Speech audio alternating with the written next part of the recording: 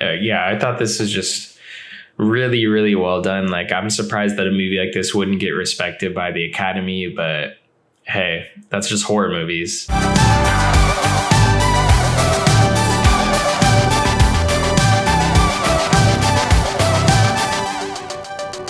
What's up, YouTube? Drive-By Movies here. My name is James.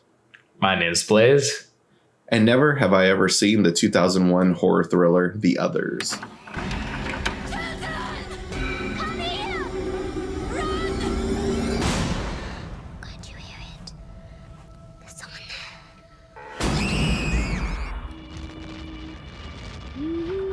The 2001 film The Others is directed by Alejandro Amenabar and stars Nicole Kidman and Christopher Eccleston.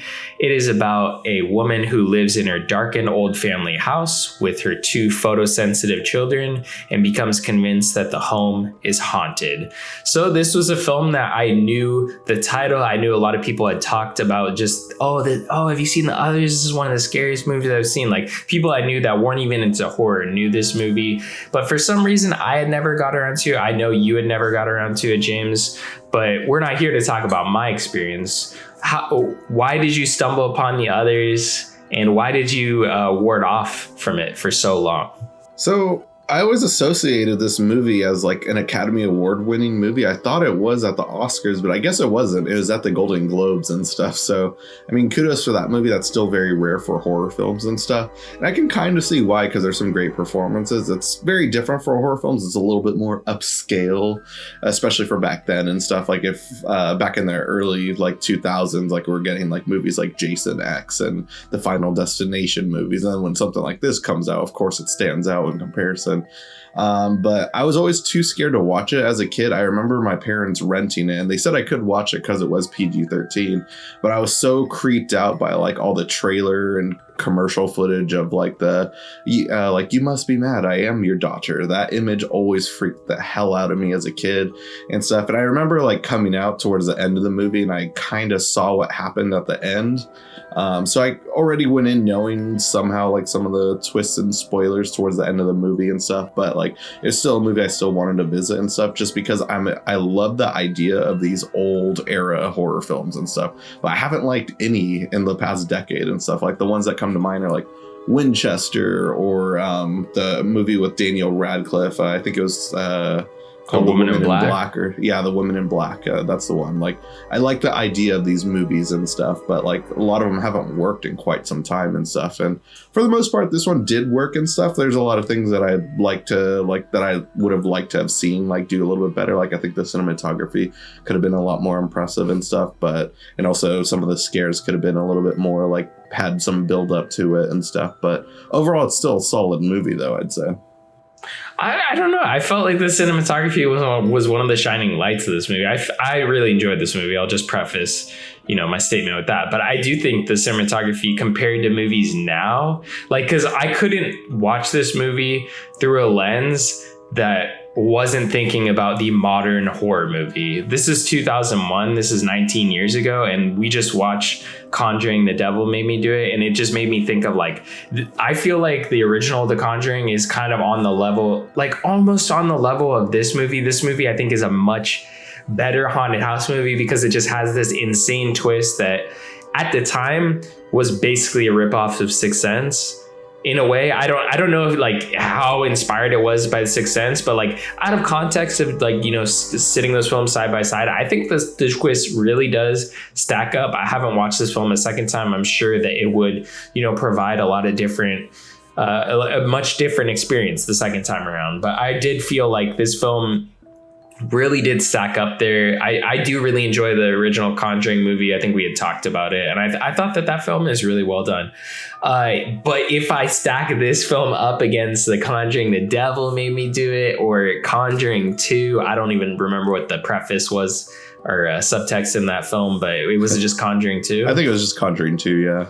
Yeah, whatever. That film is trash. So like, I'm more than happy to say that because this film is just light years ahead of those movies. I don't understand the drop off between Conjuring and Conjuring 2, like how it got that bad. But I talked about it last week when we were on Fresh Releases, but they just do these kind of paint by numbers horror movies nowadays that are to appeal to mainstream audiences, where something like this film, if this film, somebody had the script to it, Blumhouse, Warner Brothers, Universal, whatever, they aren't going to make this. No one's going to make this movie. It's not scary enough on paper, yet this film has a ton of great scares and just such an eerie atmosphere. Even we were talking about last week in The Messiah of Evil, like, I think eerie atmosphere is something that a lot of films are kind of forgetting. Let's just throw this color palette on it and let's just do whatever. Where this is a film in 2001, most likely there was some digital effects like coloring probably added to this film. I'm assuming the technology was there at the time, because I remember the film Amelie, like that was kind of the beginning of like digital effects coloring and post-processing. But this film, probably they did, use a palette where, okay, let's make sure these dresses and these clothes and these antique wardrobes are all like the specific color to kind of match that mood we're going for. But nowadays we're just going to throw that shit on in post. Right, yeah.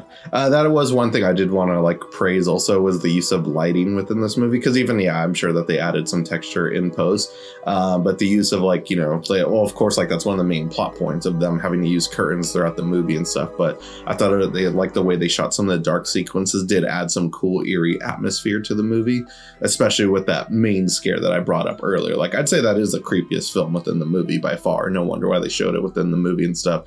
But yeah, this twist, I'm surprised no one really talks about it as much, I feel like, and stuff. Like, I've seen lots of like Watch Mojo back in like quarantine and stuff, and also just back when I was younger and getting into YouTube, top 10 best horror twists of all time and stuff. And like, I don't really hear people bring up this movie and stuff, but a lot of people do bring it up as one of the better horror films of all time and stuff.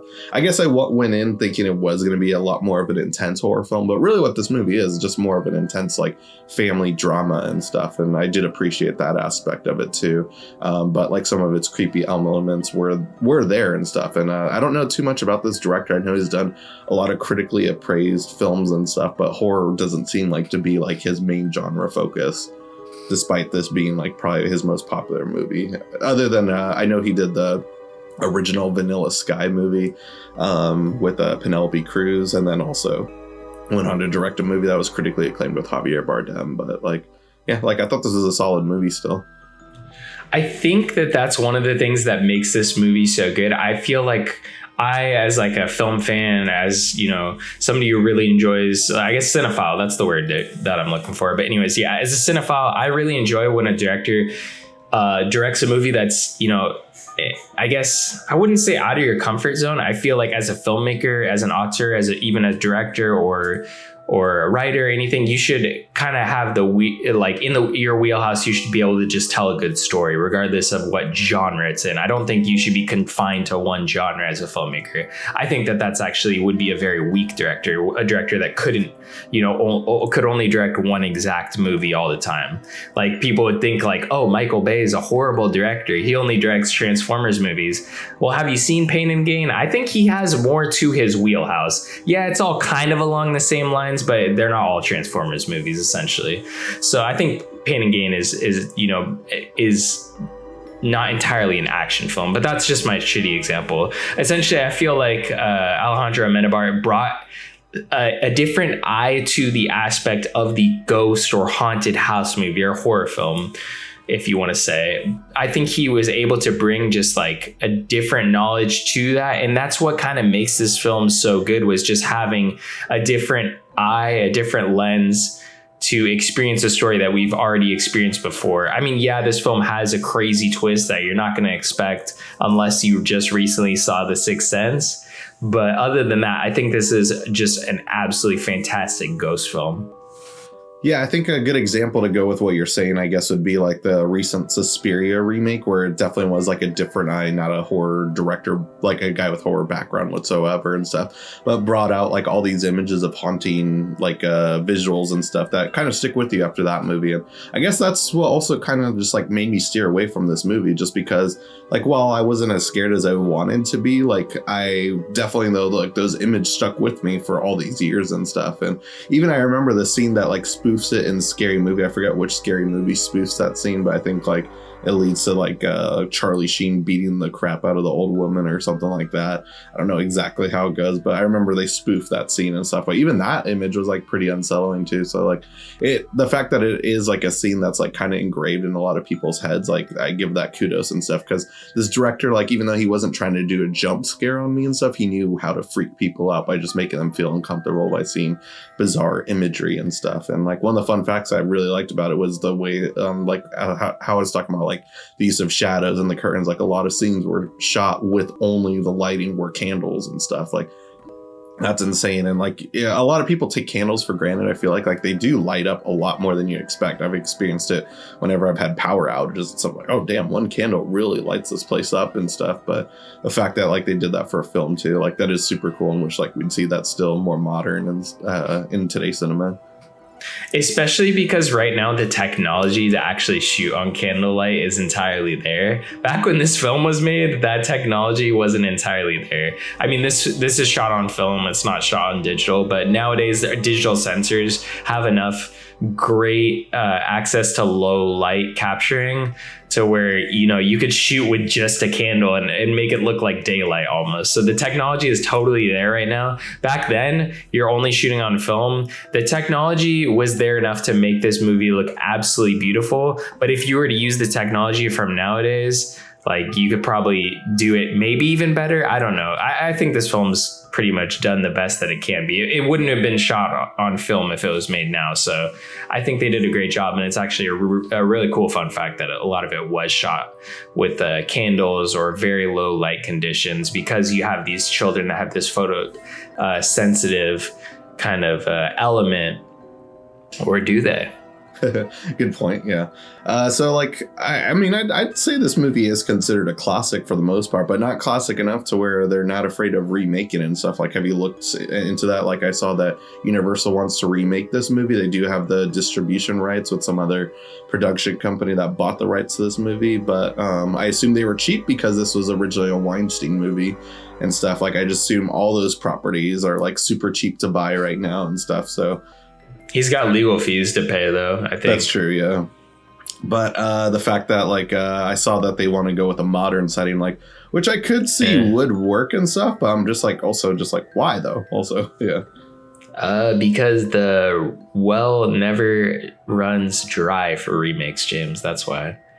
Why, make an original film? I'm just assuming this film was an original movie. I think it might be a remake. I know there was another, The Others, from previously. I don't remember if this was a remake or not. But when I saw it, looked like this was original. Yeah. So basically, what I was getting at is why make an original film nowadays when you can make a remake? And let's treat movies like stocks. So if you know that people know what The Others is, they're going to know what The Others is in 2021, whether it's a remake. If it's an original film, no one knows what it is. Weird to think that people are going to be like, oh, my mom likes that movie. Now I get to see this version for me and stuff. And then my kid will get his own version. It's a never ending cycle. You're right and stuff. Yeah. It's sad, but it's true. That's definitely like the ideology that, Hollywood producers, they're risking their jobs every time they greenlight a movie. So I understand where it comes from. I'm not just entirely trying to throw them under the bus, but at the end of the day, I'm one of those viewers that just wants new stuff. So it's kind of annoying when you just get, let's just put it in a modern day. There's some great remakes out there. I don't think this is going to be one of them. Yeah, I enjoyed this movie. I was really surprised it's not talked about as much as it should be. I feel like it's an excellent horror film, probably one of the best ghost movies. And because it has, this fun twist to it, it makes it like a very original ghost haunted house movie. Like those haunted house movies are always fun, but this is like has a little fun element to it because it has that twist, Yeah, I can definitely see myself rewatching it just to see for more look for more clues to kind of like generate the fact that they're like, I think it's time we like talk about it, but like the fact that they're dead and stuff and everyone in that house is essentially dead. And then just like that big reveal of them walking into the middle of that like seance and stuff. I was like, oh, this movie worked out perfect for us to review in the same week as Seance and stuff. But yeah, like that was like the use of like special effects there all looked practical too. None of it looked like really bad early 2000 CGI. Like, you know, I assume it was just a string carrying it, but it's actually there and stuff. So I thought that was pretty cool. Yeah. I thought this was just really, really well done. Like, I'm surprised that a movie like this wouldn't get respected by the Academy, but hey, that's just horror movies. The only one is like Silence of the Lambs, basically, right? Yeah, I guess so. Yeah, that and The Sixth Sense, I guess. I think that got a few nominees, but yep, hopefully they'll respect horror films again and stuff. But yeah, if you haven't seen this movie, definitely go check it out. Highly recommend it. You can watch it through our Amazon affiliate link in our description box below. It's a great way to help support us here on the show. Come back here and leave a comment letting us know what you thought about the movie and its crazy twist. And guys, if you haven't already, go ahead and smash that like button, hit the subscribe button, and click that notification bell to get all of our latest updates.